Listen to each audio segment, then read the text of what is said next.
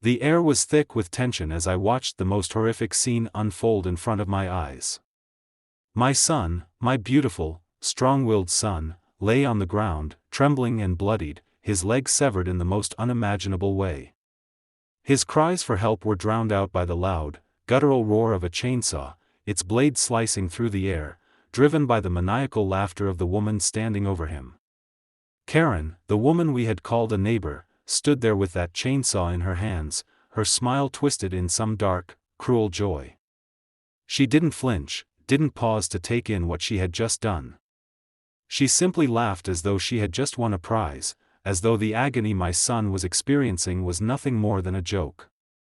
My heart shattered as I watched him try to move, his face contorted in pain, but the blood loss and shock were already taking their toll. This wasn't just an attack, it was something darker, something more sinister than anything we could have imagined. The woman who had once been a part of our lives, a neighbor who shared the same streets, had become a monster. And now, we were faced with the nightmare she had unleashed. Before all of this, my son was the embodiment of resilience. He was born with a disability that, for most, would have been seen as a limitation. But for him, it was merely a challenge, something to be overcome. He had fought for every step he took, learning how to navigate the world with a smile on his face and a determination that was nothing short of inspiring. He loved life. He loved playing in the yard, feeling the wind on his face, and even though his mobility was limited, he never let it hold him back. He wanted to be a part of everything, to experience the world as fully as anyone else. He had dreams, big dreams, and he was determined to chase them, no matter what obstacles stood in his way. But all of that was shattered the moment Karen crossed the line. Karen, who had always seemed like just an eccentric neighbor. She had been around for years, quiet and distant, but never threatening. She had made the occasional strange comment, but we shrugged it off, thinking nothing of it. She seemed to disapprove of my son's presence at times, but it was always passive-aggressive, more of an oddity than anything else. We never thought she would actually harm him. We thought she was just a quirky, reclusive woman with a penchant for being a little too critical of the world around her. But deep down, there had always been something unsettling about Karen. The way she would eye my son with an unspoken judgment, the way she would avoid talking to him while making sure to comment on his condition in a tone that felt off. Little things, at first. At times, she'd ask odd questions about his disability, as if she were more interested in knowing what he couldn't do than what he could. And though we dismissed it as harmless, there was a sense of unease that lingered, something I couldn't quite put my finger on. Karen wasn't just a neighbor, she had become a fixture in the neighborhood, someone who everyone knew but few really understood. She lived alone, kept to herself mostly, and in the beginning, I chalked it up to her being a quiet, older woman. She had the kind of personality that made people uncomfortable without them even realizing it, no outbursts, no obvious signs of malice, just small things. Odd comments, a coldness that was never truly explained. At first, I thought she just didn't understand my son. Perhaps she was one of those people who didn't know how to interact with someone with a disability. But as time went on, I noticed her comments getting sharper, more pointed. I overheard her once at the mailbox, muttering to herself about people who don't deserve to be out in public, and I realized she wasn't talking about me, but my son. It sent a chill down my spine, but I chose to ignore it. I didn't want to believe that a woman in our community, someone we had shared casual conversations with, could harbor such disdain. And yet, as the months wore on, I began to see a pattern. She'd watch my son from her window for hours, and on the rare occasions she'd speak to him, it was with a subtle venom that was hard to ignore. She would insist that he wasn't doing enough to overcome his disability, suggesting that he should be more independent or stop being so dependent. She'd tell him that he should stop seeking attention for his struggles, as if his need for help was some sort of inconvenience to the world. But I brushed it off. People have quirks. It wasn't that bad. Right? I should have seen the warning signs then. And now, in the horrific aftermath of Karen's actions, I realized just how wrong I was. I thought I knew her. I thought she was harmless. But I was wrong, so terribly wrong. This wasn't just a neighbor's grudge anymore, this was something dark and twisted, something far beyond a petty personal issue. As I looked at my son, lying on the ground with his life hanging in the balance, I knew that we weren't just fighting to save his body. We were fighting for his future, his dreams, his hopes, his sense of safety in a world that had just shown itself capable of unthinkable evil. The moment Karen raised that chainsaw, it wasn't just a physical attack, it was an attack on everything we had worked for. Everything he had fought for. The stakes were higher than anyone could have imagined. This wasn't just about my son's survival, it was about confronting a monster who had been hiding in plain sight. It was about revealing the truth of who Karen truly was, and exposing the reality of how easily the world can turn against you when you least expect it. If we didn't stop her now, what would she do next? What other families would she destroy?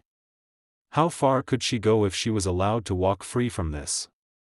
In that moment, everything changed. It was no longer just about protecting my son's body, it was about confronting the very real dangers that lurked in the people we least expected. And I swore, right there and then, that I would fight with everything I had to ensure that Karen would never hurt anyone again. From the moment my son was born, I knew he was destined to be extraordinary. Despite the disability that left him with physical limitations, he never let it define him. He faced obstacles every day, things most people take for granted, like walking, running, or climbing stairs. For him, these were all monumental tasks, but he never gave up. Every small victory was celebrated, and each hurdle was a challenge he tackled with a determination that left me in awe. His sense of humor became one of his greatest strengths. Where others might have seen a disability, he saw a reason to laugh. He would joke about his chair, making it the center of every conversation, and he never shied away from making light of his situation. I admired that about him, his ability to remain positive even when the world around him wasn't. His resilience wasn't just physical, it was mental and emotional. But it wasn't always easy for him. He faced ignorance, ridicule, and isolation. People often stared, some with pity, others with judgment. But my son never flinched. He kept moving forward, no matter how cruel the world was. He was kind, compassionate, and had a heart that made everyone around him want to be better. He was the kind of kid who would stop to help a stranger pick up their dropped groceries, even if it meant struggling to get out of his wheelchair. He believed in people, in kindness, and in making the world a better place. I think that's what made what happened with Karen all the more painful. To see someone like my son, someone so full of love and life, targeted by someone who should have been an ally, someone who should have cared about his well-being, was a betrayal that cut deeper than any physical wound. Karen had always been the type of neighbor who kept to herself. She was quiet, reserved, and preferred to stay out of the spotlight. I never thought much of her in the beginning. She would occasionally wave when she saw us in passing, but there was something about her that always seemed just a little off. It wasn't until my son and I moved into the neighborhood that I began to notice how Karen would react to him. At first, I thought it was nothing more than her being uncomfortable with his disability. She would glance at him in passing, eyes flickering with what I now recognize as disdain, but I convinced myself it was just a misunderstanding. However, the longer we lived there, the more I began to see the subtle signs of something darker brewing beneath the surface. Karen's interactions with my son were cold, distant. She'd often make offhand comments about how he should be more independent, or that he needs to learn to stand on his own 2 feet. But the most unsettling part was how she would always frame her words in a way that made it seem like his disability was a problem to be solved, something to be ashamed of.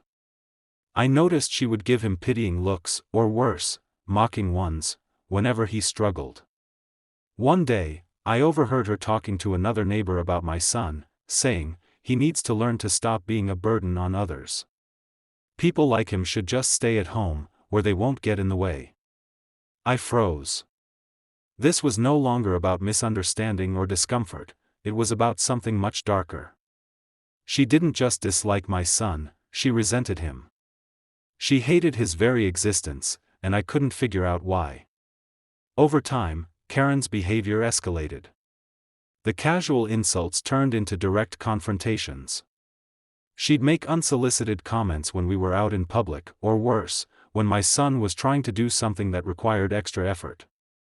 Once, at a local park, my son tried to join in a game of catch with a group of kids. His wheelchair made it harder for him to move quickly, but he was doing his best. Karen, out of nowhere, appeared and loudly remarked, "What's the point? He can't even play properly. Just leave him at home where he belongs." The children, confused and uncomfortable, hesitated. My son, who had been laughing just moments before, went silent, retreating into himself. The sting of Karen's words cut through the air, and for the first time, I could see that she wasn't just being rude, she was actively trying to break him. It wasn't enough to simply ignore his disability, she wanted to make sure everyone around him did too. Her cruelty was systematic, like a slow poison. From that day forward, Karen's presence felt like a looming shadow. She would stare at my son from her window, watching him as if he were some sort of science experiment. I caught her on multiple occasions lurking around our yard, peering over the fence when I thought no one was around. There was something obsessive about it, an intensity that sent a shiver down my spine. I began to wonder if she had some kind of fixation on him. Perhaps she thought her words were having an effect, that she could break his spirit or force him to conform to her idea of normalcy. It didn't end there. Karen's passive-aggressive nature turned into something more sinister. She started setting traps in the yard, small, subtle things. She would leave dangerous objects in places where my son would easily trip or hurt himself, and when I confronted her, she would feign innocence, claiming it was all an accident.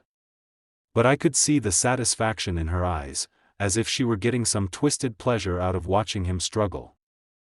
As the months passed, Karen's behavior grew more erratic, more dangerous.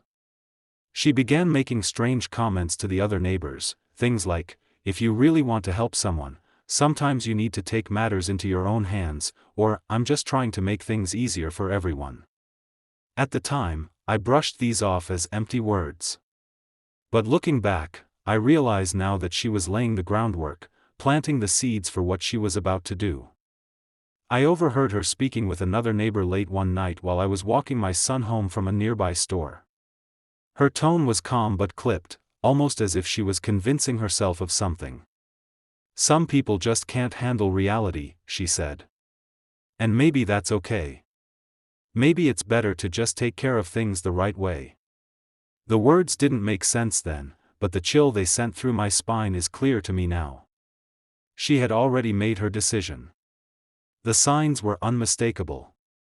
The glares, the cruel remarks, the escalating harassment, everything pointed to the fact that Karen was ready to cross a line.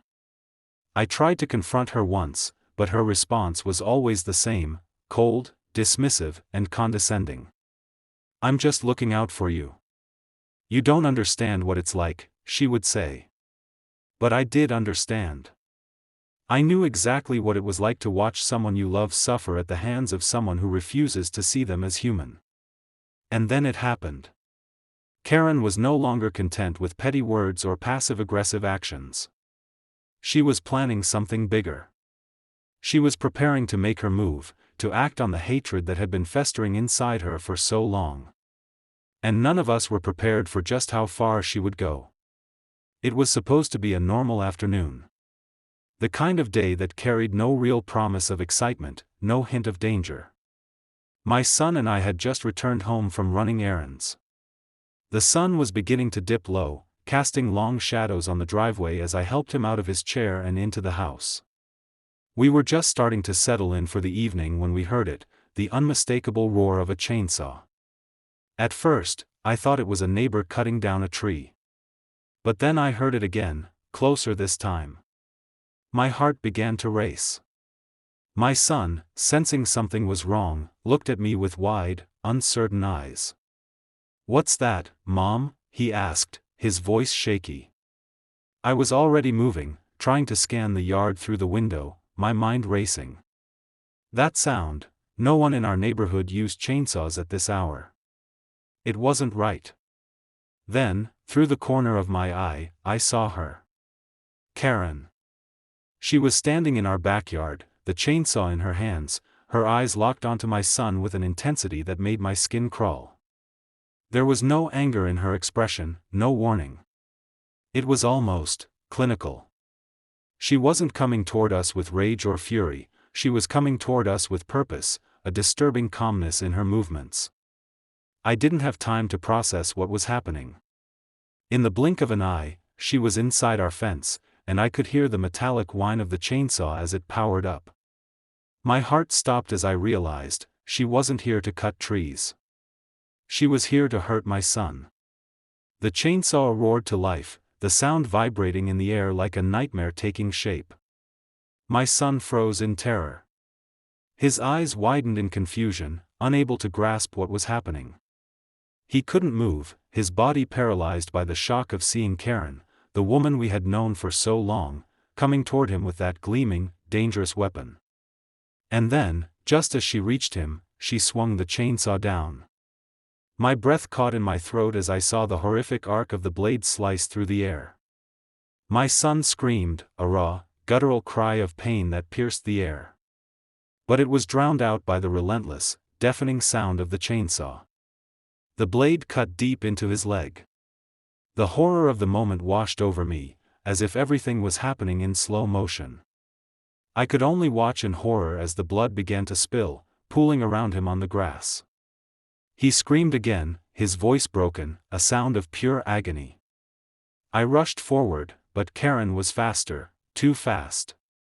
The chainsaw dug deeper into his leg, and I felt my body seize up, frozen in place by the horror unfolding before me.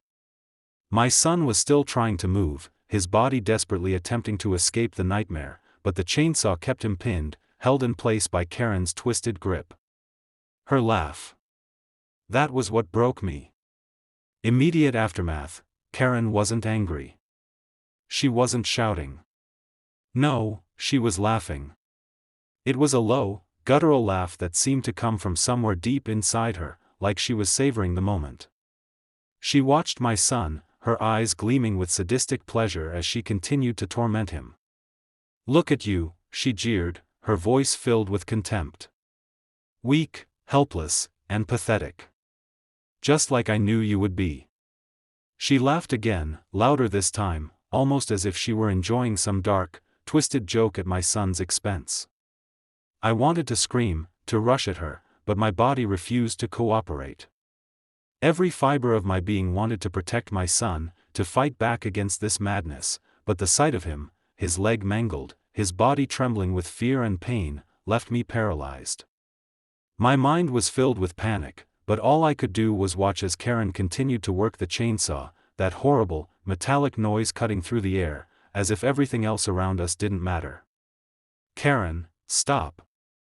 I managed to scream, my voice trembling with disbelief. What are you doing? This isn't you, this isn't right. But Karen didn't stop. She didn't even pause. She simply kept going, pushing the chainsaw deeper, further, as if nothing mattered. My son was screaming, trying to push her away, his hands slick with blood, but there was nothing he could do. His cries for mercy were drowned out by the sound of the chainsaw. I ran toward them, my legs moving on pure instinct. My body was shaking with fear, but I refused to stop. My son needed me. He couldn't be left like this. I reached out to grab Karen, to pull her away from my son, but Karen's grip was unyielding. She pushed me away with an unnatural strength, her face still twisted in that horrifying grin. Stay out of it, she hissed, her voice dripping with malice. This is the only way. He'll thank me later. The horror of what was happening sank in deeper. I had no control. The woman who had once been a neighbor, someone we had trusted, had become a monster. This wasn't just about a personal vendetta or some misguided anger, this was something far worse. Karen had crossed a line that could never be uncrossed. The world seemed to blur around me. I couldn't process what I was seeing. The blood, the screams, the sound of the chainsaw, it all became too much. Time seemed to slow, each second dragging on for what felt like hours. My son's face was pale, his eyes wide with terror, as he struggled to breathe through the pain. I couldn't stop her. I couldn't save him. The horror of Karen's actions, Karen didn't seem to be fazed by what she was doing. The chainsaw was covered in blood, but she didn't even blink. She was lost in her own twisted pleasure, as if this were a game, a test, a final lesson for my son. "Don't worry, sweetie," she cooed mockingly. "You'll be fine. You just need to learn your place. You're not like everyone else. You'll never be one of us, but I'll make sure you understand that, won't I?" Her laughter grew louder, more unhinged. It wasn't the laugh of someone angry or frustrated, it was the laugh of someone who had lost touch with reality, who enjoyed causing pain simply for the sake of it. I felt my blood boil with rage, but it was overshadowed by the overwhelming sense of fear and helplessness that gripped me. There was nothing I could do. She was stronger, more determined than I was in that moment.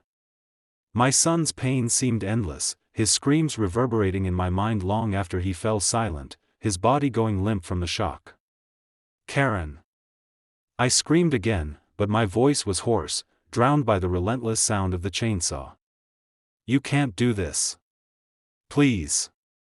But Karen didn't stop. She didn't even acknowledge me anymore. She was lost in her sick, twisted world, completely absorbed in her cruelty. I reached for my phone, desperate to call for help, but my hands were trembling. The world around me seemed to move in slow motion as I dialed, my mind racing through every possible scenario. How long would it take for help to arrive? Would my son survive this? How could someone do this to another human being? But even as I pressed the emergency call button, Karen's grip on my son never loosened. The chainsaw roared, cutting deeper, until I couldn't take it anymore. Time was slipping away. My son's life hung in the balance, and I was powerless to stop it. I had no idea how long I stood there frozen, staring at my son, his body contorted in agony as he lay on the ground. The chainsaw's roar had stopped, but the damage had already been done. His leg was gone, severed in a moment of brutal violence. The blood, pouring from the wound, stained the ground beneath him, darkening the grass, pooling around him in a horrifying reminder of the life-threatening nature of the attack. Time moved in slow motion, and all I could do was watch him struggle. The once vibrant boy I knew, full of life, energy, and dreams, was now fighting to survive in a way I had never imagined. His chest heaved with each shallow breath, and his hands, slick with blood, fumbled helplessly around the stump where his leg used to be. His face, pale and drenched in sweat, twisted in pain and disbelief. I saw fear in his eyes, but I also saw something else, something I had never thought I would see in my child: vulnerability. "Mom." His voice was weak, barely a whisper, but the sound of it broke me. I rushed to him, dropping to my knees beside him. "I'm here, baby. I'm here. You're going to be okay. I won't leave you," I said, even though I didn't believe my own words. The blood, the panic, the sheer horror of what had just happened, it was all so much to process. How could this have happened?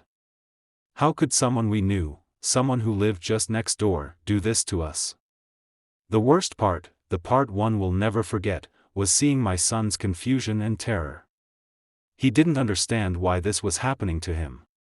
His innocent trust had been shattered, and it was something no parent should ever have to see in their child's eyes. As the blood continued to pour from him, his consciousness started to slip away.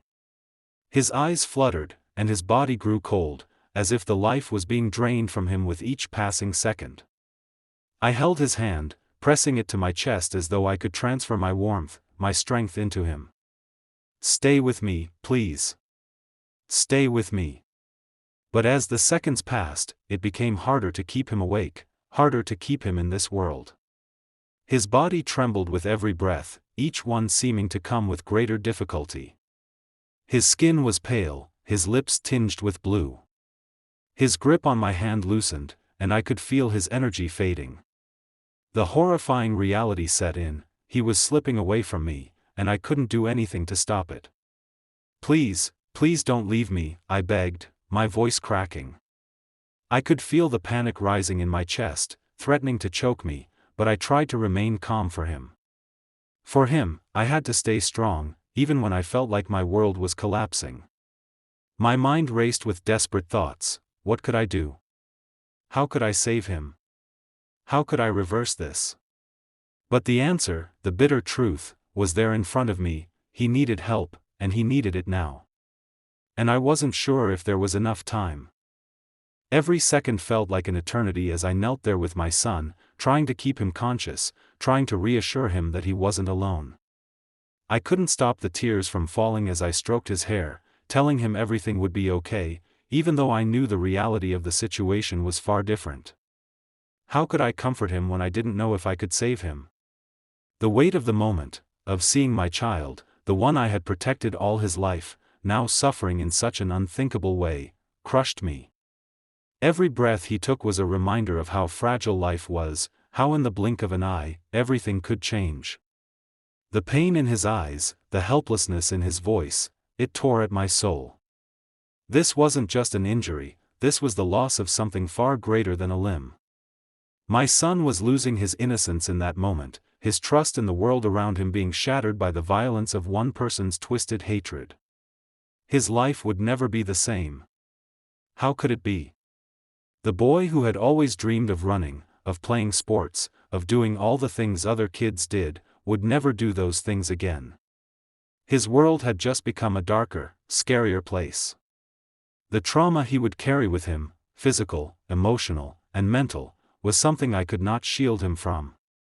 I could only hold him, comfort him, and pray for a miracle. But deep down, I knew that no miracle could undo the horrors that had just been inflicted upon him.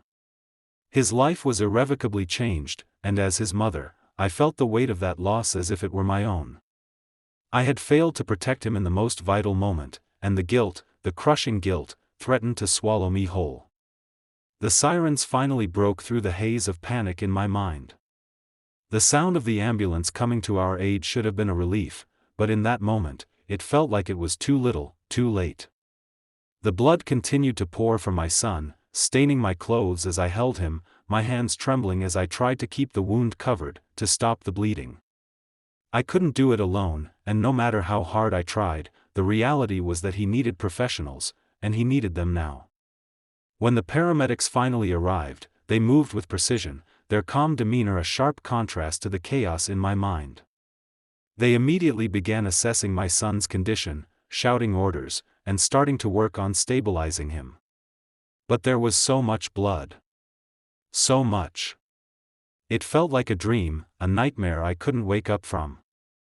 I stood off to the side, trying to stay out of the way, my mind spinning as I watched them work. They quickly placed N4 in my son's arm, trying to bring his vital signs back under control, but his heart rate was erratic.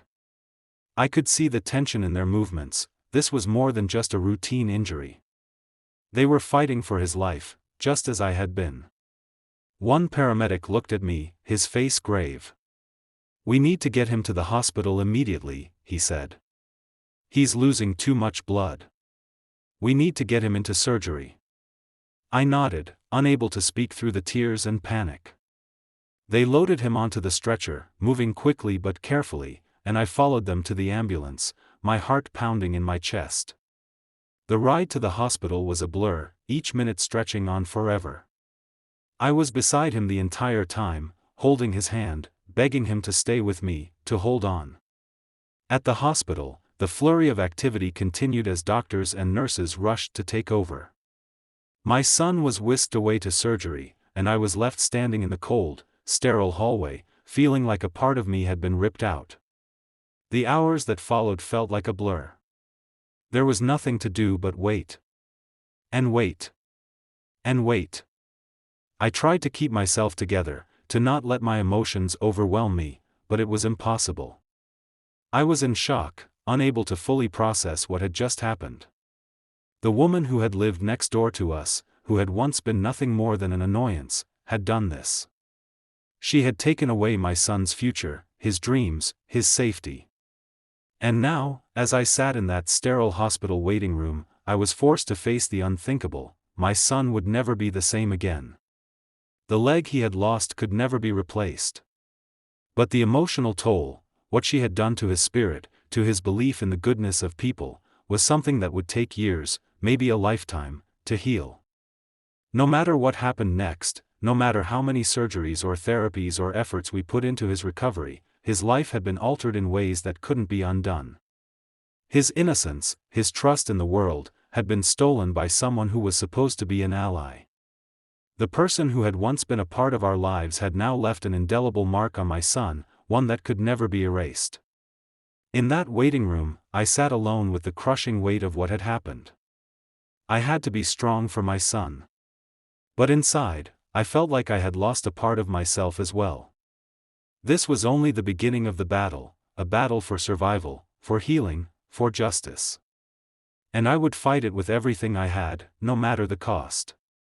The days after my son's surgery were some of the longest of my life. His condition was critical, and the physical healing process was only part of the battle. But the real struggle, the one I hadn't anticipated, began the moment Karen was arrested. The legal system, slow and filled with red tape, seemed ill-prepared to handle a case like this. I knew this was only the beginning of a long, grueling fight for justice. At first, I was filled with rage. How could she do this? How could someone we had known, someone who had lived right next door to us, commit such a horrific act? I wanted her to pay for what she had done, for what she had taken from us. I wanted to see her in prison, where she belonged, to face the consequences of her actions. But the system wasn't as swift as I'd hoped.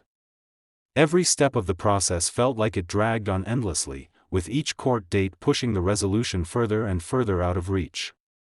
The emotional toll it took on our family was immeasurable.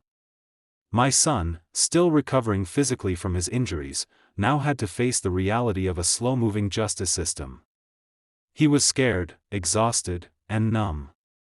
The anger and fear that had once filled his body were now replaced with confusion. Why wasn't this over? Why hadn't Karen been punished yet? I, too, was exhausted, battling between hope and frustration. As a mother, I was used to fighting for my son, but this was a fight I wasn't sure we could win. I had hoped that justice would be swift, that we could close this chapter quickly and move on, but every delay, every setback, chipped away at my strength. The court process felt like a cruel reminder of the slow grind of the legal system. The lawyers, the motions, the delays, it all felt like an endless cycle.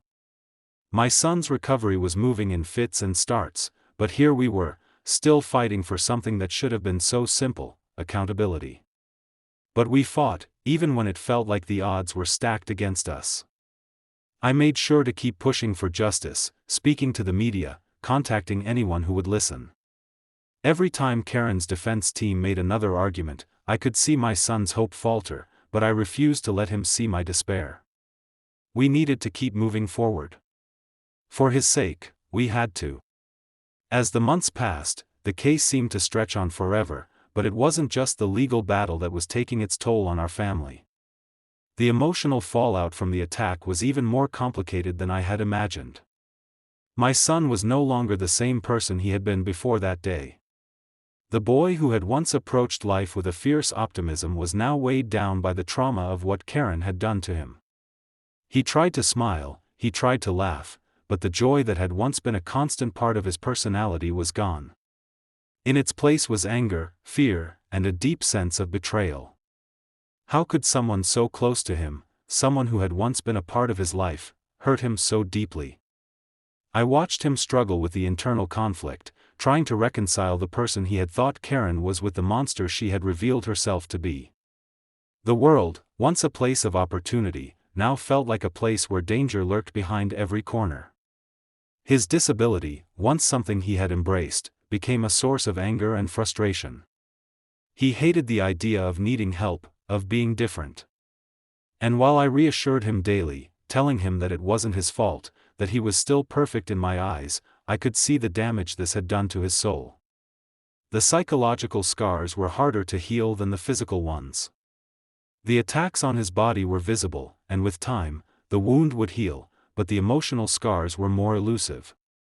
There were nights when he would wake up screaming, drenched in sweat, and I'd find myself holding him in the dark, telling him that everything would be okay.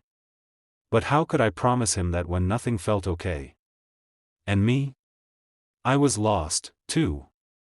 The emotional toll on me as his mother was overwhelming. I couldn't just heal him physically, I needed to heal his heart, his mind. I did everything I could: therapy, support groups, anything that might give him back the joy he had lost. But I couldn't do it alone. I felt the weight of his trauma just as heavily as he did, and each time I saw the pain in his eyes, I relived that moment when Karen first attacked him. I was supposed to protect him, to keep him safe, and yet I couldn't stop the nightmare from unfolding. I began to feel the isolation, too. I had become the advocate, the voice for my son, but I was doing it alone. The community, once filled with people who supported us, seemed distant now. Karen had turned everyone against us, and as much as I wanted to lean on others, I felt like we were standing alone in the world. Finally, after months of emotional turmoil and countless court proceedings, the day came. The moment of truth. The judge declared Karen guilty of attempted murder, assault, and aggravated battery.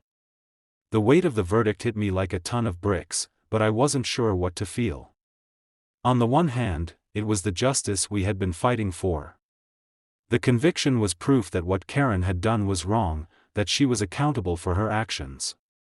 I should have been relieved, maybe even satisfied, that the justice system had worked in our favor. But in truth, the relief was bittersweet. The damage had already been done. My son was still grappling with the aftermath of Karen's actions. Her conviction didn't undo the pain. It didn't restore his leg or return the innocence she had taken from him. He still had nightmares. He still looked at the world through a lens of distrust and fear. Yes, Karen would pay for her crimes, but there was no undoing the harm she had caused. The conviction, while an important step, did little to heal the wounds she had left behind. My son had to live with the consequences of her actions for the rest of his life. Even though Karen was behind bars, the emotional damage she had inflicted on him was something no sentence could erase. But there was a glimmer of hope amidst the darkness. My son, despite all he had gone through, began to heal. Slowly, painfully, but surely, he started to come back to himself. The anger and fear that had once consumed him started to loosen their grip. He began to find new ways of coping with his trauma, and through therapy, he started to reclaim the strength that had once defined him. As a mother, I did everything I could to support him, but the greatest healing came from within him. My son had always been a fighter, and while this battle wasn't one he had chosen, he was fighting it with everything he had. I had to remind myself that this wasn't the end of his story. His life was just beginning, and though it would be forever altered by Karen's actions, he still had so much to offer the world. In the end, Karen's conviction didn't bring closure in the way I had hoped. It didn't take away the pain or restore the joy we had lost. But it was a necessary part of the journey, a reminder that even in a broken world, there can be accountability. My son, despite everything, was learning to live with the aftermath of what had happened. He was healing, slowly but surely, and that was the greatest victory I could have hoped for. As a family, we would continue to rebuild, to heal, and to find peace, not in the absence of pain, but in the strength that we had discovered within ourselves. The battle had been long, and the scars would remain, but we would face the future together, stronger, more resilient, and more determined than ever before. Justice had been served, but the real healing had only just begun. As time has passed, I've come to understand that this tragedy, this unspeakable horror, has changed my family in ways we could never have anticipated. We've been through hell, and we're still walking through the smoke and ashes, trying to find our way out. But even now, as I reflect on everything we've endured, I see something powerful in the midst of the pain: the the resilience of my son. His healing journey, both physically and emotionally, has been nothing short of extraordinary. It's easy to say that time heals all wounds, but in reality, time only brings the wounds into sharper focus, revealing the scars they leave behind. For my son, every day has been a battle. The physical scars from the chainsaw may eventually fade, but the emotional scars, those deep, silent ones, will never truly go away. There have been days when the weight of his trauma seemed unbearable, and I saw him struggle with emotions I could never have prepared for. The anger, the confusion, the pain, they all wrapped themselves around him like a suffocating blanket, and it was all I could do to help him lift it, even for a moment. There were moments when he would retreat into himself, unable to express what he was feeling, unsure of how to make sense of what had been done to him. I saw a part of his light dim, and as a mother, it felt like a part of me went dark as well. But the real miracle has been the quiet strength he's found within himself. Slowly, bit by bit, he's learning to live with what happened, not forget, not erase, but accept and move forward. Every small step forward is a victory. Every smile, every laugh that returns, is a triumph. He's not the same person he was before that fateful day, but he is learning how to be strong despite what was taken from him. What I've seen in him over these past months is something truly remarkable. It's not just physical survival, it's emotional survival. It's the ability to wake up each day, despite the pain, despite the fear, and keep fighting. My son's spirit is still intact, and his ability to carry on in the face of this unimaginable tragedy is something that continues to inspire me. For me, this journey isn't over either. I've learned what true strength looks like. It's not always loud and obvious, it's quiet resilience, the ability to stand up and keep going even when the world around you seems broken. It's in the moments when we sit together and talk, when he shares his fears and I can offer him comfort, when he shows me that, despite everything, he still believes in the goodness of the world. And I hold on to that belief with him, knowing that as long as we're together, there is always hope. The ripple effect of this attack has reached farther than I ever could have imagined. Our community, once quiet and seemingly safe, was shaken to its core by Karen's actions. No one ever thought something like this could happen on our street, but Karen's actions revealed a terrifying truth, that evil can lurk in the most unexpected places, in people who blend in and live among us, hiding their darkness behind the facade of normality. In the immediate aftermath, the community was divided. Some were in shock, some expressed sympathy, but there were also whispers, assumptions, and a disturbing amount of silence. People didn't know how to react. They didn't know how to help, or even if they should help. This sense of uncertainty and fear quickly settled over the neighborhood, and I could see it in the faces of those we had known for years. Some tried to support us, offering kind words, sending cards, and showing up to visit. But others backed away, unsure of what to say or how to act. That silence, the uncomfortable awkwardness, was a constant reminder of how easily we can become isolated when trauma strikes. People didn't know what to say to us, and they didn't know how to face the reality of what had happened.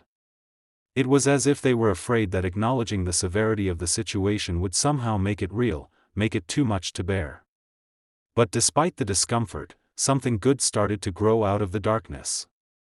As time went on, my family and I found ourselves becoming advocates, not just for my son, but for all victims of abuse, of violence, and of unchecked hatred.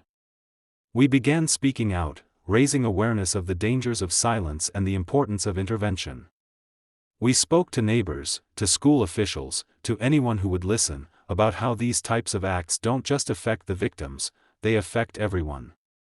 We began organizing meetings, support groups, and outreach programs for others who had suffered similar trauma. The message we shared was simple but profound: no one should have to endure what my son went through. No one should ever be made to feel like they don't belong, like their life doesn't matter. The community began to change. People started coming together, forming bonds where there had once been uncertainty.